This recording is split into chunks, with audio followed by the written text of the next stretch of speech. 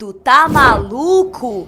Respeito, moço. O Tom Produções da aula é bigode grosso.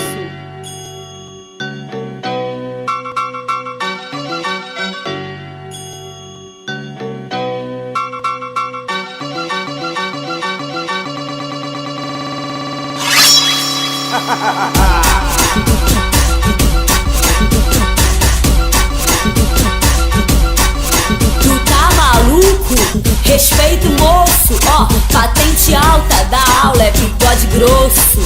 Tu tá maluco? Respeito, moço, patente alta da aula é bigode grosso. Tu tá maluco? Respeito, moço, ó, patente alta da aula é bigode grosso. Tu tá maluco?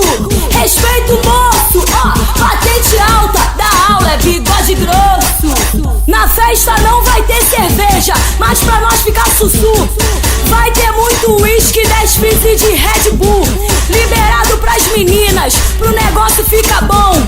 Vai ter muita marula e muito xandão. O churrasco é liberado, vai tá uma delícia. 300 quilos de carne e o dobro de linguiça. Vai ter muita picanha pra quem quiser, mas a linguiça toscana é só pra nós mulher. Vai geral fica louco, como de costume, e a equipe de som vai tá no último volume. Ó, ai caramba, eu não tô falando absurdo. Não pode entrar mulher feia e nem homem barrigudo. Os únicos barrigudos, eu vou falar desses dois. É o DJ, o Frank e o aniversariante. Vai ser 2 dias de festa, só fica quem aguenta. É festinha de adulto e criança não entra. Vai ter uma piscina bolada pra nós ficar numa boa. Vai ter vários patrão e as mina vai ser patroa. É a melhor festa do ano, aqui não tem otário. Ó, a nossa festa é festa de milionário.